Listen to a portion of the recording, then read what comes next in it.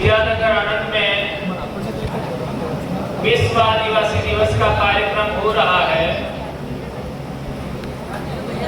पिछले साल भी मुझे आमंत्रित किया गया था, लेकिन मैं समय नहीं दे पाया और इस साल आपके बीच में अभी हम लोग समाज के लिए जो भी बात रख रहे हैं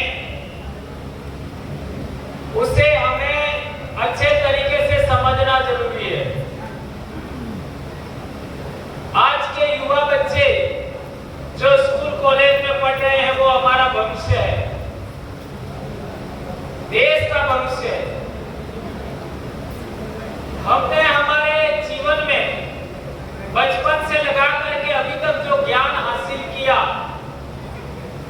वह ज्ञान हम आप लोगों को दे रहे हैं। एक शिक्षक का धर्म यही होता है कि अपने नई पीढ़ी, अपने जो स्टूडेंट हैं उनको वास्तविक और सच्चा ज्ञान देवे। अभी हमारे दो बड़े वक्ता आपके बीच में बहुत सारी बढ़िया बातें रखी, उनका भी अभिनंदन करता हूं और आप जितने बच्चे यहाँ पर पढ़ रहे हैं आप सबका भी अभिनंदन करता हूं और हमारा इतना बड़ा यहाँ कार्यक्रम आयोजित किया, सभी आयोजनकर्ताओं का भी अभिनंदन करते हुए मैं अपनी बात शुरू करता हूं। कई बार मैं कहता हूं कि मेरा अपना समाज ही मेरा भगवान है और ऐसा कहने के पीछे मंतव्य यही होता है कि हमारी आंख खुलने से लेकर के बंद होने तक, अर्थात जब हमारा जन्म हुआ और जब हमारा मृत्यु होगा, इसके बीच में जो जीवन काल है उसमें हमारे लिए जो सही है, उचित है या फिर हमारे लिए कुछ अच्छा होता है वही हमारे लिए काम का है। जब हमारा जन्म नहीं हुआ उससे पहले भी कोई बात है, उससे हमारा क्या सरोकार है? और जब हम नहीं रहेंगे उसके बाद में कोई बात हो रही है, उसका हमारा क्या सरोकार है? जब हमारा जन्म नहीं हुआ था तब हमारे माता पिता थे, जब हमारे माता पिता नहीं थे तब हमारे दादा दादी थे और जब हम नहीं रहेंगे तब हमारे बच्चे रहेंगे, बच्चों के बच्चे रहेंगे। इसका मतलब पहला शाश्वत नियम यह है कि आदि अनादि काल से हमारे पूर्वजों का ज्ञान या हमारे पूर्वजों का अनुभव हमारे तक पीढ़ी दर पीढ़ी आ रहा है। यह एक बहुत बड़ी बात है। अब यहाँ जितने विद्यार्थी हैं उनसे मैं सवाल करना चाहता हूँ कि आपके दादी का नाम क्या था?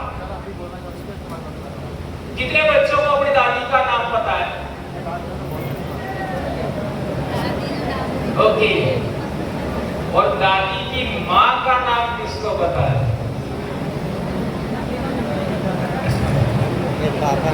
गाड़ी अटक गई ना,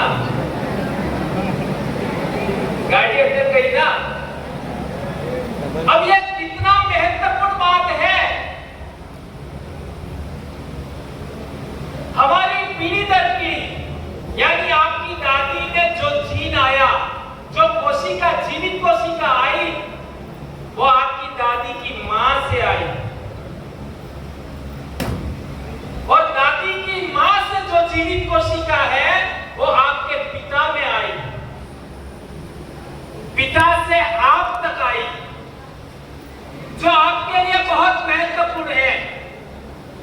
उसके बारे में हमें 4 पीढ़ी का पहले पता नहीं। ये हमारे लिए हैरान करने वाली बात है। इसी तरीके से 6 से 7 पीढ़ी पहले आपके दादा थे, उनका नाम किसको पता है? हाथ ऊंचा करो, बताओ। 7 पीढ़ी पहले की बात कर रहा हूं, ईमानदारी से, मेरे से चीटिंग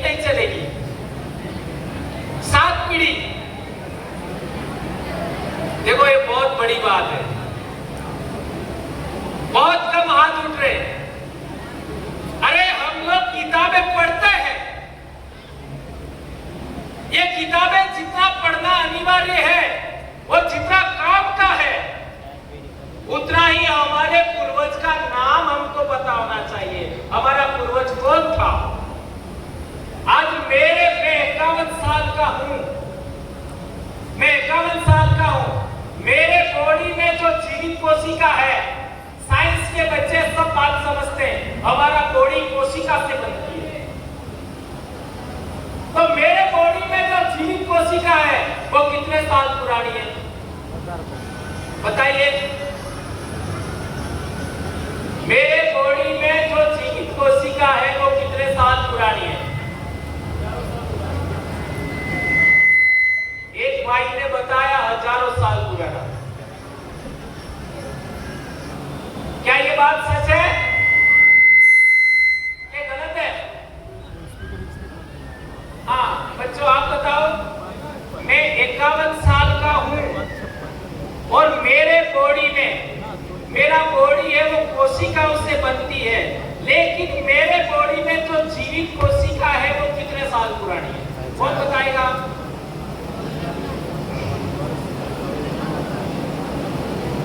आप समझ रहे हैं मैं क्या कह रहा हूं? बताओ बेटा, कौन बताएगा? आप बताओ। आप खड़ी हो लड़कियां।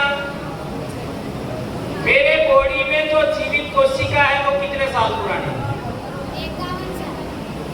51 साल। ये बेटी ने बताया 51 साल। और आप लोग बताओ बॉयज। मेरा उम्र 51 साल का है, लेकिन मेरी बॉडी के अंदर जो जीवित कोशिका है वो कितने साल पुरानी है? बताओ। हाँ भैया, वो भैया बीच में। ये बात नहीं समझोगे तो आप आदिवासी परंपरा कभी समझ नहीं सकती। बताइए। आप लोग नहीं बता रहे, इसका मतलब मुझे यहाँ आकर के पूछना पड़ेगा भाई अल्पेश भाई ने किया ऐसा, है ना?